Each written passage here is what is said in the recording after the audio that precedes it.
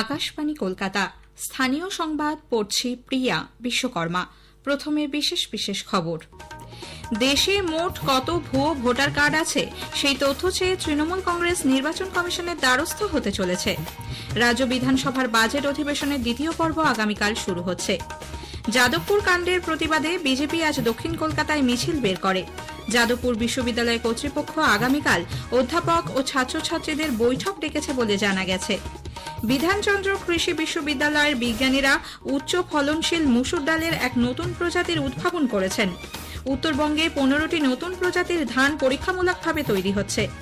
ICC champions trophy ক্রিকেটের ফাইনালে জয়ের জন্য 252 রানের লক্ষ্য নিয়ে ভারত এখন নিউজিল্যান্ডের বিরুদ্ধে ব্যাট করছে। আসছে বিস্তারিত খবরে। দেশের সব রাজ্য ও কেন্দ্রশাসিত অঞ্চলের বাসিন্দাদের মধ্যে কতজনের কাছে ভুয়ো ভোটার কার্ড আছে সেই তথ্য চেয়ে তৃণমূল কংগ্রেস এবার দিল্লিতে নির্বাচন কমিশনের দ্বারস্থ হচ্ছে। আগামী মঙ্গলবার তৃণমূল কংগ্রেসের 10 সদস্যের একটি প্রতিনিধি দল দেশের মুখ্য নির্বাচন কমিশনার জ্ঞানেশ কুমারের সঙ্গে দেখা করে এপিক কার্ড ইস্যুতে তাঁর হাতে স্মারকলিপিও তুলে দেবে। এই প্রতিনিধি দলে থাকবেন তৃণমূল কংগ্রেসের রাজ্যসভার দলনেতা Derek O'Brien, deputy leader Sagarika Ghosh, লোকসভায় দলের মুখ্য সচেতক কল্যাণ বন্দ্যোপাধ্যায়, বর্ষিয়ান সাংসদ কাকলি ঘোষ দস্তিদার, কীর্তি আজাদ সহ অন্যরা। রাজ্য বিধানসভার বাজেট অধিবেশনের দ্বিতীয় পর্ব আগামীকাল শুরু হচ্ছে। দিন দশেকের এই অধিবেশনে মূলত রাজ্যের বিভিন্ন দপ্তরের বাজেট বরাদ্দ নিয়ে আলোচনা হবে। অধ্যক্ষ বিমান বন্দ্যোপাধ্যায় জানিয়েছেন, আপাতত দোলের আগে 13ই মার্চ পর্যন্ত বিধানসভার কর্মসূচি চূড়ান্ত হয়েছে এবং রমজান মাসের কারণে অধিবেশন দ্রুত শেষ করার চেষ্টা চলবে। আগামীকাল সদ্য প্রয়াত বিশিষ্ট ব্যক্তিদের স্মৃতির প্রতি শ্রদ্ধা জানিয়ে অধিবেশনের সূচনা হবে। দ্বিতীয়ার্ধে চলতি অর্থবছরের ব্যয় মঞ্জুরি প্রস্তাব নিয়ে আলোচনা হওয়ার কথা। মঙ্গলবার শ্রম, বুধবার বিদ্যুৎ এবং বৃহস্পতিবার পঞ্চায়েত ও গ্রামোন্নয়ন দপ্তরের বাজেট প্রস্তাবের ওপর বিধানসভায় আলোচনা হবে। তবে স্বরাষ্ট্র দপ্তরের বাজেট নিয়ে আলোচনার বিষয়ে এখনো কোনো সিদ্ধান্ত হয়নি। শিক্ষায়তনে নৈরাজ্য এবং যাদবপুর বিশ্ববিদ্যালয় চত্বরে বিশৃঙ্খলার প্রতিবাদে বিজেপি আজ দক্ষিণ কলকাতায় ধিক্কার মিছিল বের করে। মিছিলে অংশ নিয়ে বিরোধী দলনেতা শুভেন্দু অধিকারী বামফ্রন্ট ও তৃণমূল কংগ্রেসের বিরুদ্ধে সোচ্চার হয়ে বলেন, বিজেপি যাদবপুর বিশ্ববিদ্যালয়ের ঘটনা কখনোই বরদাস্ত করবে না। 16 তারিখ যাদবপুরে বিজেপির পক্ষ থেকে নাগরিক কনভেনশন করা হবে বলেও তিনি জানান। যুব মোর্চার রাজ্য সভাপতি ইন্দ্রনীল খানও মিছিলে যোগ দেন। নবীনা সিনেমা হলের সামনে থেকে যাদবপুর থানা পর্যন্ত মিছিল যায়। পুলিশ অনুমতি না দেওয়ায় বিশ্ববিদ্যালয়ের সামনে মিছিল যায়নি। যাদবপুর বিশ্ববিদ্যালয় কর্তৃপক্ষ আগামীকাল অধ্যাপক ও আন্দোলনরত পড়ুয়াদের সঙ্গে বৈঠকে বসছে। এই বৈঠকে প্রত্যেকটি ছাত্র সংগঠনের প্রতিনিধিরা উপস্থিত থাকবেন বলে জানা গেছে। বিশ্ববিদ্যালয়ে চলতি অচলাবস্থার অবসানকল্পে আলোচনা এবং তার সমাধানের উপায় খুঁজে বের করা হতে পারে বলে মনে করা হচ্ছে। যাদবপুর বিশ্ববিদ্যালয়ে অবিলম্বে ছাত্র সংসদ নির্বাচনের জন্য ছাত্রদের সঙ্গত দাবিটি কর্তৃপক্ষের বিবেচনা করা উচিত বলে অধ্যাপকদের সংগঠন জুটার সাধারণ সম্পাদক পার্থপ্রতিম রায় জানিয়েছেন। গত 1 মার্চের ঘটনা এবং বিশ্ববিদ্যালয়ের ভেতরে আগুন লাগানোর বিষয়ে অবিলম্বে তদন্ত করা উচিত বলে অধ্যাপক রায় মন্তব্য করেন। যাদবপুর কাণ্ডের প্রতিবাদে এবং অভয়ার জন্য ন্যায় বিচার সহ একাধিক দাবিতে নাগরিক মঞ্চের প্রতিনিধিরা আজ পথে নামেন। দক্ষিণ কলকাতার হাজরা এবং ধর্মতলা থেকে দুটি মিছিল শুরু হয়ে রবীন্দ্র সদন পর্যন্ত যায়।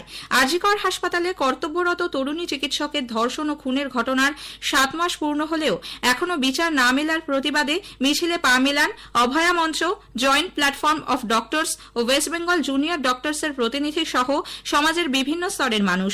পাশাপাশি যাদবপুর বিশ্ববিদ্যালয়ে ছাত্র সংসদ নির্বাচনের দাবিতে আন্দোলনরত পড়ুয়াদের ওপর আক্রমণ ও শিক্ষামন্ত্রীর গাড়ির ধাক্কায় এক ছাত্রের আহত হওয়ার অভিযোগেও সরব হন তারা। মিছিলে অংশ নিয়ে সিপিআইএম এর রাজ্য সাধারণ সম্পাদক মোহাম্মদ সেলিম বলেন, রাজ্যে তৃণমূল কংগ্রেসের তৈরি ভয় ও সন্ত্রাসের বাতাবরণ ধীরে ধীরে ভাঙছে।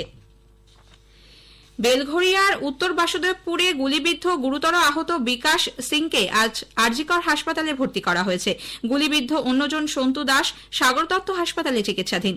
আগেই জানানো হয়েছে, বিকাশ সিং ও তার সঙ্গী সন্তু দাস গতরাতে একটি চায়ের দোকানে দাঁড়িয়ে থাকার সময় দুজন বাইকে করে এসে গুলি চালায়। দুষ্কৃতীদের সঙ্গে বিকাশের আগে থেকেই বিবাদ চলছিল বলে পুলিশের প্রাথমিক অনুমান। পুলিশ দুষ্কৃতীদের খোঁজে তল্লাশি চালাচ্ছে। এদিকে কেন্দ্রীয় শিক্ষা প্রতিমন্ত্রী বিজেপির রাজ্য সভাপতি সুকান্ত মজুমদার বলেছেন, গোটা রাজ্যে এখন সিন্ডিকেট চলছে। গোটা রাজ্যটা তো সিন্ডিকেটের উপরে চলছে। কে কোথা থেকে পয়সা তুলবে, কোথায় পয়সা রোজগার করবে, এই হচ্ছে রাজনীতি। এর বাইরে কোনো রাজনীতি নেই। স্বাভাবিকভাবে পয়সা রোজগারে বা যারা বাধা পাচ্ছে বা যারা বঞ্চিত তারা গুলি চালাচ্ছে, তৃণমূলের ভেতরেই অংশ। অন্যদিকে বেলঘরিয়ার শুট আউট কাণ্ডে মুখ্যমন্ত্রী সমালোচনা করে কংগ্রেস নেতা অধীর চৌধুরী বলেন, এই শুট আউট সারা বাংলায় হচ্ছে। এবার তৃণমূলের পচন তাও শুরু হয়েছে কলকাতায়, আস্তে আস্তে সারা বাংলায় ছড়াবে। এই শুট আউট একটা হবে না, এই শুট আউট বীরভূমে হচ্ছে, আপনারা দেখছেন, শুট আউট কলকাতায় হচ্ছে, শুট আউট কসবায় হচ্ছে। সর্বত্র কিন্তু এই গোলাগুলি করে একে অপরকে মারবেই, না হলে ইতিহাস ভুল হয়ে যাবে। দক্ষিণ কলকাতার বিজয়গড়ে এক ক্যাব চালকের বেধড়ক মারে মৃত্যুর প্রতিবাদে এবং দোষীদের শাস্তির দাবিতে কংগ্রেস কর্মী সমর্থকরা যাদবপুর থানার সামনে আজ বিক্ষোভ দেখায়। কংগ্রেস নেতা প্রদীপ প্রসাদ পুলিশের উদাসীনতা ও গাফিলতির অভিযোগ করে বলেন, দল ওই নিহত ক্যাব চালকের পরিবারের পাশে আছে। নদিয়ার বিধানচন্দ্র কৃষি বিশ্ববিদ্যালয়ের বিজ্ঞানীরা মুসুর ডালের উচ্চ ফলন ও তাপ সহনশীল এক নতুন প্রজাতি উদ্ভাবন করেছেন। বিধান মুসুর 16 নামে এই প্রজাতির ডাল কম শীতেও ভালো ফলন হবে বলে কৃষি বিজ্ঞানী ডক্টর সোমনাথ ভট্টাচার্য জানিয়েছেন। কৃষকরা এই ডাল চাষ করে উপকৃত হবেন বলে আশা করা হচ্ছে।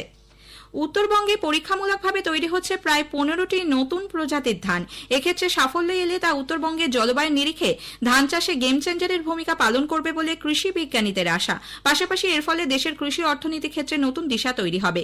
জলপাইগুড়ি জেলার লাটাগুড়ি গরুমারা পর্যটন কেন্দ্রের কাছে ক্রান্তি ব্লকের দক্ষিণ চ্যাংমারিতে পরীক্ষামূলকভাবে চাষ করা হচ্ছে এই ধান। ধূপগুড়ি ব্লকেও এই ধানের চারা অল্প পরিমাণে রোপণ করা হয়েছে। হাইব্রিড প্রজাতির যে ধানের চাষ ক্রান্তিতে হচ্ছে সেগুলি বুনেট পদ্ধতির। এর অর্থ বীজতলা তৈরি না করে সরাসরি ধানের বীজ জমিতে ছিটিয়ে ধান চাষ, ফলে সময় ও অর্থ দুয়েরই সাশ্রয় হচ্ছে। জাতীয় মহিলা কমিশন মুর্শিদাবাদ জেলার বালুরঘাট এক্সপ্রেসের এক মহিলা যাত্রীকে হেনস্থার ঘটনায় বিস্তারিত রিপোর্ট চেয়েছে। প্রাথমিকভাবে কমিশন মনে করছে ভারতীয় ন্যায় সংহিতার বিভিন্ন ধারায় নারী নির্যাতনের মতো অপরাধ সংঘটিত হয়েছে। সমাজ মাধ্যমে এক বার্তায় জাতীয় মহিলা কমিশন বলেছে, একাধিক ধারায় এফআইআর করা উচিত। কেন্দ্রীয় শিক্ষা প্রতিমন্ত্রী সুকান্ত মজুমদার কলেজ ছাত্রী ওই মেয়েটির সঙ্গে ফোনে কথা বলে পুলিশ সুরক্ষা চাইতে জেলা পুলিশ সুপারকে চিঠি লিখতে বলেছেন। নদিয়ার ভীমপুরে এক ছাত্রীকে অপহরণ ও ধর্ষণের অভিযোগে প্রাথমিক বিদ্যালয়ের শিক্ষককে গ্রেপ্তার করেছে পুলিশ। অভিযুক্ত বৃন্দা বিশ্বাস ওই ছাত্রীর গৃহশিক্ষক ছিলেন। পশ্চিম বর্ধমানের দুর্গাপুরের নিউ টাউনশিপ থানার ভাম্বে কলোনি এলাকায় বর ও কনে পক্ষের মধ্যে গন্ডগোলের ঘটনায় এক যুবককে গুলি করে খুন করার অভিযোগ উঠেছে। আর্টিস্ট বেদ নামে বছর 19-এর নিহত যুবকের বাড়ি পাণ্ডবেশ্বর থানা এলাকায়। পুলিশ জানিয়েছে এই ঘটনায় 3 জনকে গ্রেপ্তার করা হয়েছে।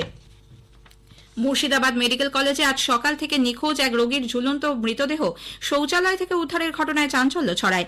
কান্দির রামেশ্বরপুর গ্রামের সাফাতুল্লাহ শেখ নামে বছর 55 ওই ব্যক্তি দুদিন আগে বিষ খেয়ে আত্মহত্যার চেষ্টা করেন। আজকের ঘটনাটি খুন না আত্মহত্যা পুলিশ তা খতিয়ে দেখছে।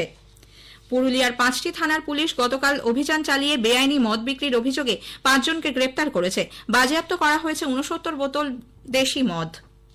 সিআইএসএফ এর 56তম প্রতিষ্ঠা দিবস উপলক্ষে সমুদ্র তটকে রক্ষা করার বার্তা দিতে শুরু হওয়া সাইক্লোথন আজ দীঘা থেকে ওড়িশার চাঁদিপুরের উদ্দেশ্যে রওনা দিয়েছে।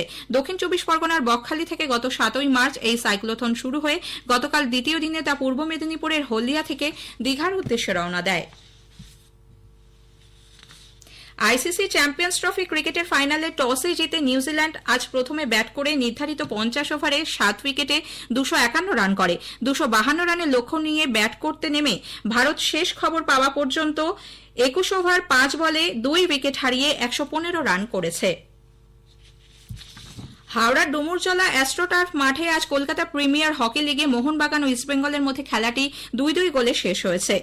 ভুবনেশ্বরের কলিঙ্গ স্টেডিয়ামে আজ ইন্ডিয়ান ওমেন লিগে ইস্টবেঙ্গল 3-0 গোলে ওড়িশা এফসিকে হারিয়ে দিয়েছে। মোহামেডান স্পোর্টিং আগামীকাল আইএসএল এ শেষ ম্যাচটি খেলবে। প্রতিপক্ষ পাঞ্জাব এফসি। যাদবপুরের কিশোর ভারতী ক্রীড়াঙ্গনে খেলা শুরু হবে সন্ধ্যে 7:30টায়। শেষ করার আগে স্থানীয় সংবাদের বিশেষ কিছু অংশ আরও একবার। দেশে মোট কত ভুয়ো ভোটার কার্ড আছে সেই তথ্য চেয়ে তৃণমূল কংগ্রেস নির্বাচন কমিশনের দ্বারস্থ হতে চলেছে। রাজ্য বিধানসভার বাজেট অধিবেশনের দ্বিতীয় পর্ব আগামীকাল শুরু হচ্ছে। স্থানীয় সংবাদ শেষ হলো।